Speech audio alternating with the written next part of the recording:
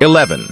Black celebrities who were mob bosses you never knew about. What if I told you some of the most beloved black celebrities in history weren't just entertainers, but were once tied to the streets protected by the mafia, or even operating like real mob bosses? Behind the bright lights and hit records were secret deals, deadly alliances, FBI files, and decisions made for survival or power. These aren't rumors. These are real stories buried beneath fame, money, and silence. We're about to expose the hidden underworld behind iconic names the world thought they knew. Before we dive in, smash that like button, subscribe to Legends of Black Excellence, and get ready, because this truth will change how you see your heroes forever. Sammy Davis Jr. Sammy Davis Jr. was not just a singer. He was one of the most versatile entertainers in American history. He conquered Broadway, Hollywood television, and the Las Vegas Strip at a time when black performers were often forced to use service entrances and sleep in segregated hotels. As the only black member of the legendary Rat Pack with Frank Sinatra and Dean Martin, Sammy broke barriers, earning over $5 million per year in the 1960s, an astronomical figure for a black entertainer. But what the public didn't see was the price behind the spotlight. Las Vegas nightlife was controlled by powerful mob families such as the Chicago outfit Sam Giancana and the New York Genovese family who ran the casinos, lounges, and showrooms. For Sammy to perform on the biggest stages, the mafia wasn't just a connection, it was the gatekeeper. In the 1950s, Vegas was segregated, and even while headlining sold-out shows, Sammy wasn't allowed to stay at the hotel he performed in. When the Ku Klux Klan sent death threats and racist politicians tried to destroy his career, who protected Sammy? Not the government, not Hollywood. It was the mob. They offered him bodyguard security and access to clubs most black artists could never enter. But protection came with strings attached. Sammy became a valuable asset for laundering illegal money through nightclub performances and national tours. The FBI opened files on him as early as 1958, monitoring his finances, phone calls, and travel. He knew he was being watched, but walking away from the mafia meant losing everything he had built. Do you think survival in a racist system justifies working with criminals? As his fame grew, so did the pressure. The more money he made, the more leverage the mafia had over him. They influenced his contracts, demanded appearances, and used his performances to boost their casino's profits. Some reports even claim Sammy was forced to perform for mob bosses in private rooms at 3 a.m. just to keep the peace. He also faced backlash from the black community, who didn't understand why he stayed close to figures like Frank Sinatra, who had mob ties. Publicly, Sammy was smiling, dancing, charming the world. Privately, he was battling exhaustion addiction and fear. In the 1970s and 1980s, as the FBI cracked down on organized crime, Sammy tried to distance himself, but the stigma followed him until his death. When Sammy Davis Jr. died of throat cancer in 1990, America mourned a legend. He left behind over 50 years of performances, 40-plus albums, groundbreaking TV specials, and a legacy of breaking racial boundaries. But his life tells a deeper story, one where a black man had to negotiate with the underworld to survive the entertainment industry. His success was not just talent, it was strategy, sacrifice, and silent battles. He wasn't just controlled by the mob.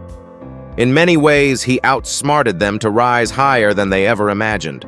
Redd Foxx. Before he became the legendary star of Sanford and Son, Redd Foxx, born John Elroy Sanford, lived a life far from Hollywood glamour. Growing up in St. Louis and Chicago during the 1930s and 1940s, two of America's most dangerous cities for black youth, he faced extreme poverty, racism, and zero opportunities. To survive, he turned to the streets, running small-time hustles, stealing and selling drugs. But these weren't petty crimes. Redd became deeply involved in Chicago's South Side crime network, a territory dominated by powerful street gangs and underground gambling operations.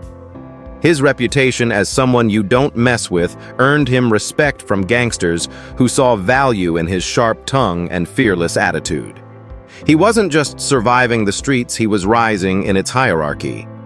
By the early 1940s, Redd Foxx had been arrested multiple times for drug possession, assault, and theft. Court records show he spent time in jail, but instead of breaking him, it made him smarter and more connected. He formed relationships with mob-controlled club owners who ran illegal rackets behind comedy stages. These criminals controlled who performed, who got paid, and who disappeared. Redd wasn't just performing at these clubs, he had influence inside them. He reportedly helped collect street fees connecting performers to gang protection in exchange for a cut.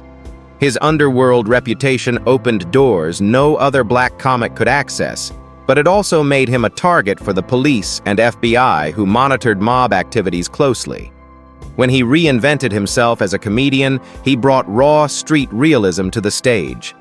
Unlike clean-cut comedians of the 1950s, Redd used uncensored language, hustler humor, and dark truths about black life. Mafia-run nightclubs loved him. He packed the room and kept the cash flowing. He toured with other future stars like Malcolm X, then known as Detroit Red, who once said Redd knew the streets better than anyone. Even after landing Sanford & Son in 1972, Redd owed over $3.5 million in back taxes, partly due to unreported underground income and lifestyle spending. When the IRS raided him, some former associates claimed he still operated low-key gambling events and private parties, echoes of his past that never fully disappeared.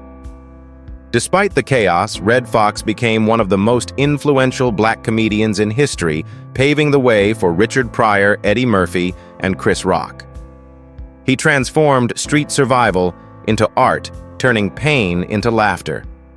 But his life was a constant balancing act between Hollywood fame and street loyalty. Even in his final years, he trusted gang associates more than agents or studios. He died in 1991 while rehearsing for a TV show, still working, still fighting. Cab Calloway. Cab Calloway wasn't just a jazz singer, he was a cultural phenomenon. Bursting onto the scene in the 1930s, his hit Minnie the Moocher became the first million-selling jazz record by a black artist. With his wild dance moves, call and response style, and magnetic stage presence, he dominated the Cotton Club, the Apollo, and major stages across America. But behind the lights and applause was a dangerous truth. The venues that made him famous were controlled by the mafia. The Cotton Club in Harlem, where Cab performed nightly, was owned by mob boss Oni the Killer Madden, one of the most feared gangsters in New York. For a black artist to rise during the Jim Crow era, talent wasn't enough. You needed protection power and the right friends in the underworld. In the 1930s and 1940s, Harlem and Chicago were hubs of both jazz innovation and organized crime. Bootlegging, gambling, and nightclub rackets generated millions, and mob bosses used entertainers like Cab to draw crowds and launder money. Cab didn't just perform, he negotiated directly with mobsters for higher pay, better treatment, and stage control. FBI files confirm he was closely watched due to these connections. At times, he walked on stage knowing violent deals were being made in the back room. And if club owners didn't get what they wanted, performers could be threatened, beaten, or blacklisted. Cab understood the game and played it better than anyone. His partnership with the mafia brought power but also limitations.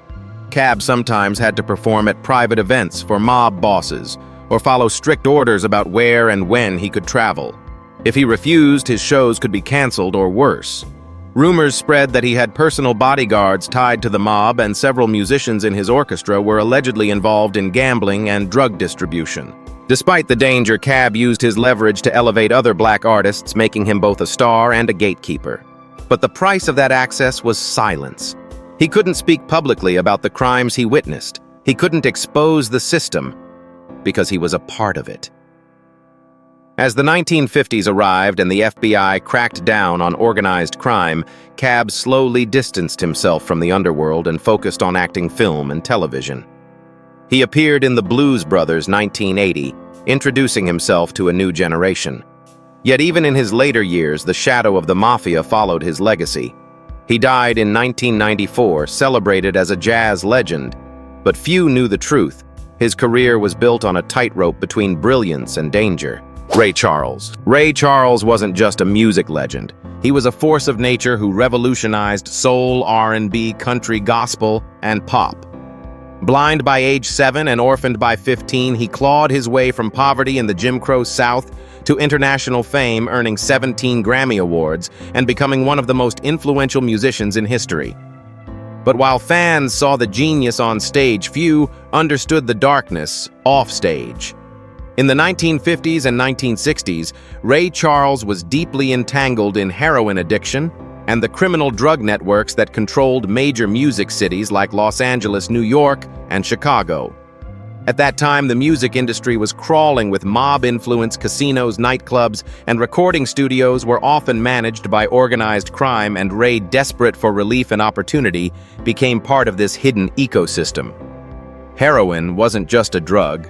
It was a currency used by mob-connected dealers who supplied artists in exchange for loyalty money and silence. Ray was arrested in 1958, 1961, and 1965 for heroin possession. The FBI documented his interactions with drug suppliers tied to criminal syndicates.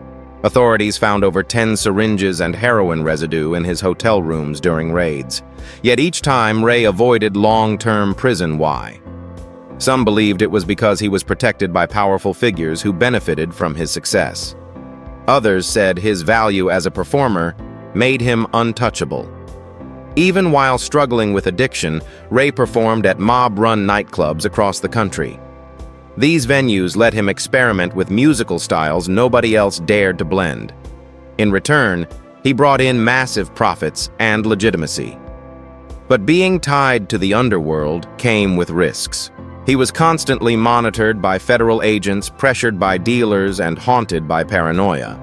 Some insiders claimed he paid off certain figures to keep performing safely. The stress and shame pushed him deeper into addiction. By 1965, he was facing total collapse, his health failing, his image stained, and his career on the edge of ruin. Rather than fall, Ray made the bravest choice of his life. He checked into rehab and quit heroin after 17 years of addiction. Ray Charles didn't just recover, he rose even higher. He recorded Georgia on My Mind, became the first black artist to own his master recordings, and built an empire on his own terms. He never returned to the underworld, but the scars remained. When he died in 2004, the world remembered a legend, yet few understood how close he came to destruction. His story is more than music. It's a battle between brilliance and darkness, survival and sacrifice. Don King. Before he became the flashy boxing promoter with wild hair and American flags, Don King was a feared street figure who ruled Cleveland's underworld. Born into poverty in the 1930s, he dropped out of college and built his own illegal gambling and numbers rackets, running protection schemes and shaking down local businesses. During the 1950s and 1960s, King was not a small-time hustler. He operated one of the most powerful black-controlled crime networks in Ohio. He was so feared that even white mobsters negotiated with him. In 1954, he shot and killed a man attempting to rob his gambling house, ruled justifiable homicide. But in 1967, he brutally stomped a man to death over a $600 debt. This time, he was convicted of second-degree manslaughter and served almost 4 years in prison.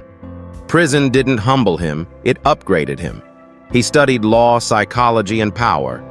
When he got out, he didn't return to the streets, he took over boxing, which at the time was already controlled by the mafia. King used his mob connections and ruthless tactics to sign fighters-controlled TV deals and manipulate rankings. His first major event, the 1974 Rumble in the Jungle, Muhammad Ali versus George Foreman, which made $60 million over $350 million today.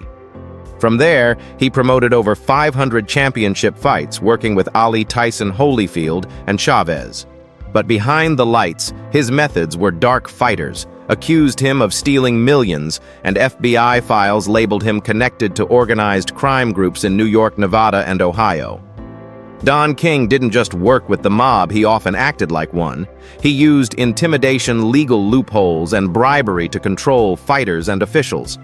Even Mike Tyson, who made him over $300 million, sued him for $100 million for fraudulent contracts, and won a $14 million settlement. Former associates claimed King paid off sanctioning bodies to secure title shots and manipulated fights for betting advantages. The U.S. Senate launched multiple investigations into his business practices, but he always escaped conviction. Why? Because he understood the system better than anyone, and he wasn't afraid to play dirtier than the criminals he once worked with. Don King remains one of boxing's most polarizing figures. Some call him the greatest promoter of all time. Others call him the most dangerous man in sports. One fact is undeniable: he didn't leave the streets behind. He brought the streets into the boxing world and made billions doing it. So tell me, was Don King a genius who beat the system, or the system's most powerful criminal mastermind in a tuxedo? Adam Clayton Powell Jr. Adam Clayton Powell Jr. wasn't just a politician. He was one of the most powerful black men in America during the 1940s, 1960s. As the first black congressman from New York and chairman of the House Education and Labor Committee, he helped pass more than 50 major laws, including the minimum wage increase and desegregation in public schools. He marched with Martin Luther King Jr., fought Jim Crow in Congress, and stood as a symbol of black political power. But behind his image as a civil rights hero was a darker truth. Powell didn't just navigate power, he controlled it like a street boss. In Harlem, where politics, crime, and business were deeply connected, Powell allegedly used influence over police and courts to protect illegal gambling, drug operations, and underground clubs in exchange for money, favors, and loyalty. Harlem in the 1940s and 1950s was controlled by powerful numbers rackets and hidden crime syndicates. Politicians who ignored them were pushed out. Politicians who worked with them stayed in power. Powell understood this better than anyone. He was known to receive campaign donations from gambling operators and reportedly allowed certain criminal groups to run freely in Harlem as long as they supported his campaigns. He controlled local businesses, union bosses, and even church networks. Nothing happened in Harlem without Powell knowing. FBI files revealed he was under surveillance for alleged bribery, tax fraud, and ties to illegal operations. Yet he was untouchable for years because the people loved him and the mob respected him. Powell didn't just take money, he built a political empire. He appointed allies to key positions, punished anyone who opposed him, and used his influence to silence investigations. Some called him Harlem's king. Others called him the Godfather in a suit. In 1960, he was indicted for income tax evasion, and Congress began investigating his misuse of government funds, such as paying his wife a salary for a fake job and using public money for luxury travel. Still, he kept winning elections because Harlem voters believed he was the only one who truly fought for them. In 1967, Congress finally voted to expel him the first time in history. A sitting member was removed for misconduct. Powell sued and technically won his seat back, but his power was gone. He spent his final years in the Bahamas away from the spotlight. When he died in 1972, he left a legacy that was both heroic and controversial. He uplifted millions but ruled with an iron fist. Nat King Cole. Nat King Cole wasn't just a singer, he was a cultural revolution. With over 50 million records sold, a velvet voice that defined romance, and the first black man to host a national TV show in 1956, he broke racial barriers. No one else could. But behind his smooth image was a brutal reality.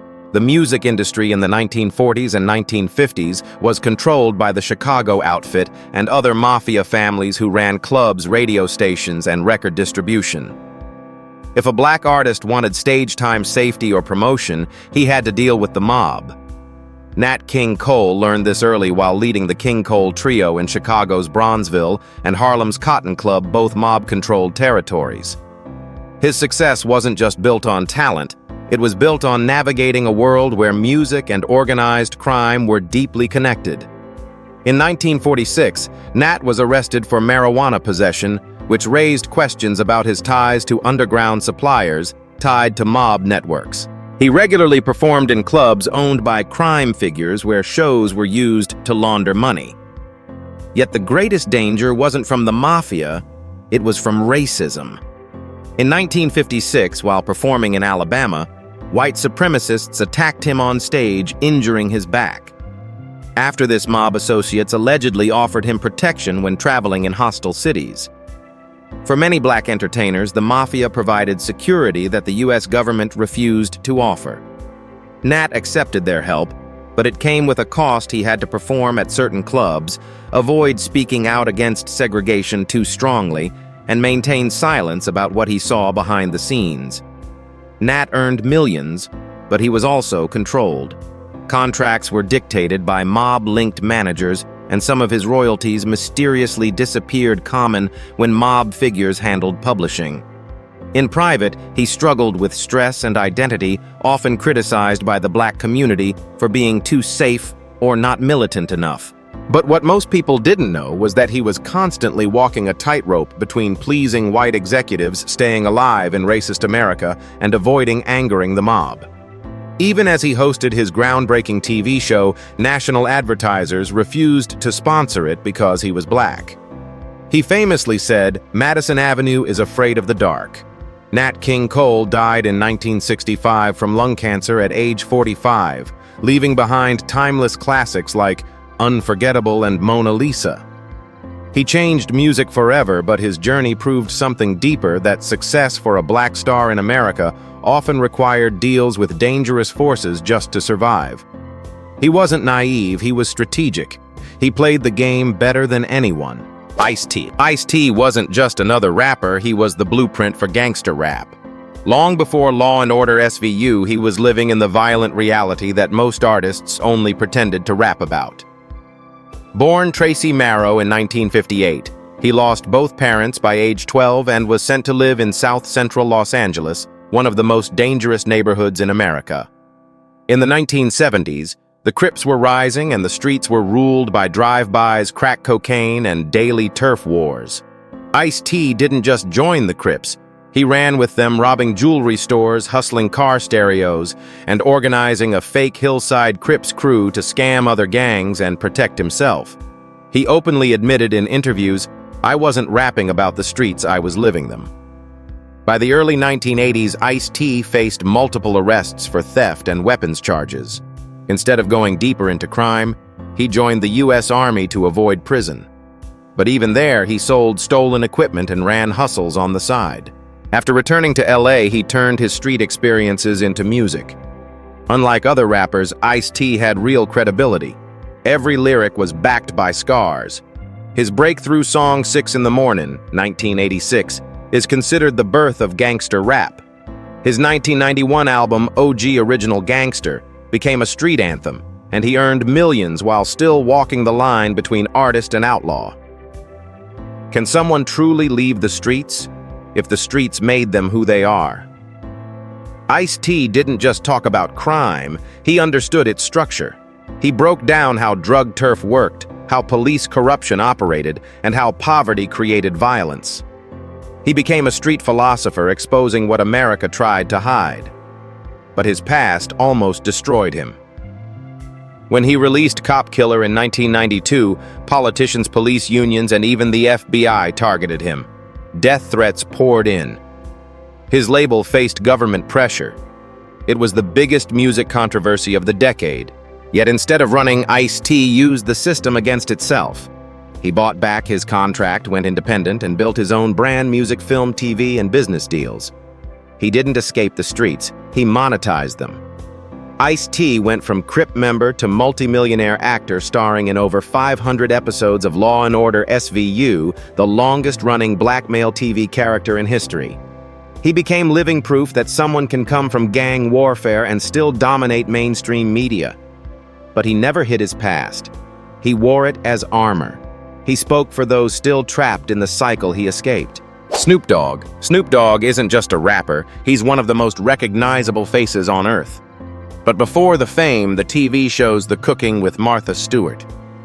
He was Calvin Broadus Jr., a teenager growing up in East Long Beach, one of the most violent neighborhoods in California. In the 1980s, Long Beach was dominated by the Rollin' 20 Crips, and survival meant choosing a side. Snoop didn't just affiliate, he became one of their most well-known members. He sold cocaine, ran with gang sets, and was arrested multiple times for drug possession and weapons charges. By 1990, he was in and out of jail, headed for a life sentence or a coffin. The streets weren't just his environment, they were his identity.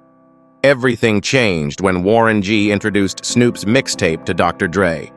Dre heard the authenticity in his voice, smooth, cold, dangerous, and poetic. Their collaboration on Deep Cover and Doggy Style 1993 exploded. But Snoop didn't leave the gang behind. When he got famous, he took the Crips with him into the music industry. His crew appeared in videos, protected him on tour, and influenced West Coast hip-hop culture. Then came the turning point. In 1993, Snoop was charged with first-degree murder after his bodyguard shot and killed a rival gang member. The trial was televised nationwide. If convicted, Snoop could have faced life in prison. He was acquitted in 1996, but the murder trial changed everything. Snoop realized he was too valuable to die in the streets. He began distancing himself from criminal activity, though he never denied his past. His gang ties gave him authenticity, which made him one of the most trusted voices in hip-hop. But even as he became a superstar, law enforcement considered him a high-risk figure. The LAPD and FBI monitored his concerts, believing Crips used his shows to recruit and traffic drugs. Some reports even suggested that Snoop acted as a negotiator between rival sets, preventing gang wars through his influence. He wasn't just a former member, he was a Crips diplomat. Over the next 20 years, Snoop did the impossible. He went from gang member to global mogul. He sold over 35 million albums, hosted TV shows, started sports leagues, became a tech investor, and even owned part of Death Row Records, the very label once controlled by gang-affiliated Suge Knight. But he never pretended to be clean. He still throws up Crip signs on stage. He still represents Long Beach. The transformation wasn't about erasing his past, it was about owning it and evolving beyond it. Tupac Shakur. Tupac Shakur wasn't just a rapper, he was a movement. He sold over 75 million records, acted in critically acclaimed films, and became the global voice of black pain, poverty, and rebellion. But behind the poetry, activism, and charisma, there was a darker battlefield. In the early 1990s, Los Angeles was consumed by the deadly war between the Crips and the Bloods. And while many rappers pretended to be gangsters for image, Tupac was deeply entangled with the Bloods, especially through his lifelong loyalty to Death Row Records and its notorious CEO, Suge Knight. Suge wasn't just a music executive. He was surrounded by real Bloods from the streets of Compton, Inglewood, and Mob Piru. The moment Tupac signed with Death Row in 1995, he wasn't just joining a label, he was entering a gang alliance. Death Row paid Tupac's $1.4 million bail after he was imprisoned on sexual assault charges. In return, he gave them loyalty and war. Tupac started rolling with Suge's crew, wearing red Shouting Blood sets in songs and publicly attacking East Coast rappers he believed were aligned with rival gangs. The music industry became an extension of the streets. The East Coast versus West Coast beef wasn't just about rap, it was backed by real gang firepower. Tupac survived multiple shootings, arrests, and near-death ambushes. Most people don't know this. Tupac himself was investigated by the LAPD and FBI for allegedly financing Blood-affiliated soldiers for protection and retaliation. The most shocking proof came on September 7, 1996, in Las Vegas. Tupac and Suge Knight attacked a Crip named Orlando Anderson in the MGM Grand Lobby after a Mike Tyson fight. That wasn't random, it was payback for one of Suge's Death Row chains being stolen by the Crips. Surveillance cameras recorded the beating. Hours later, a white Cadillac pulled up beside Tupac's BMW and fired 13 shots, hitting Tupac 4 times. He died 6 days later, at only 25 years old. The streets believed this wasn't just a drive-by, it was Bloods versus Crips retaliation, and Tupac was caught in the crossfire of the world he embraced. Tupac's legacy remains legendary artist, activist, prophet.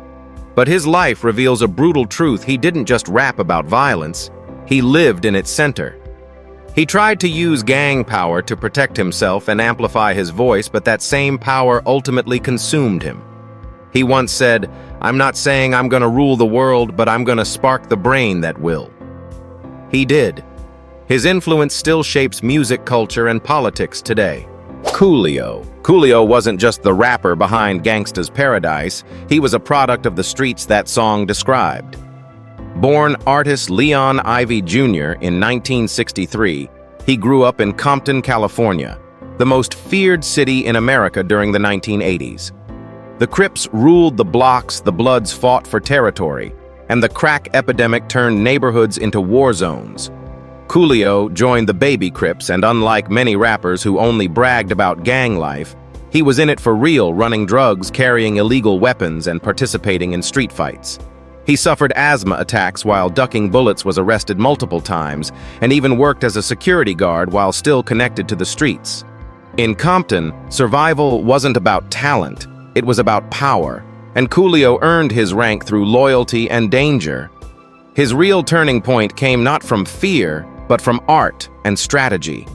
He started writing lyrics that reflected the chaos around him, not glorifying it, but exposing it. When Gangsta's Paradise dropped in 1995, it became one of the biggest rap songs in history, topping charts in 16 countries, selling 6+ million copies, and winning a Grammy for Best Rap Solo Performance. But what most people didn't know was that the song was autobiographical, a confession of what gang life did to the soul. While Snoop and Pac leaned deeper into the streets, Coolio tried to climb out. Yet leaving the Crips wasn't easy. Former members demanded favors. Enemies stalked him, and law enforcement watched his every move. Even after fame, Coolio faced constant legal trouble, weapons arrests, drug charges, and financial issues. He admitted he relapsed into addiction, battling the same demons he once escaped. But he also did something rare. He used his influence to speak to at-risk youth, warning them about the cost of the streets. He appeared in movies, TV shows, and reality series, but never pretended to be a polished celebrity. He carried the scars of Compton proudly because they made him who he was. Behind the humor and braids was a man who saw friends die, who lived with PTSD, and who turned pain into poetry. In 2022, Coolio died at age 59 from a fentanyl overdose, a tragic end for someone who survived gang wars, addiction, and the music industry. His death wasn't just another celebrity loss. It was a reminder that the streets never fully let go, even decades later. He didn't become the richest rapper. He didn't become the most powerful mogul. But he did something deeper. He told the truth. From Vegas showrooms to Compton streets, these 11 black celebrities didn't just brush against the underworld, they navigated it, survived it, and in some cases ruled it. Some used the mob for protection in a racist system, others built empires through fear, power, or strategy. Their stories force us to face an uncomfortable truth in America. Sometimes the line between entertainment and organized crime was razor thin. Were they villains, victims, or visionaries who mastered a broken system to rise where no one else could? Now I want to hear from you. Were these legends products of their environment, or did they willingly embrace the darkness?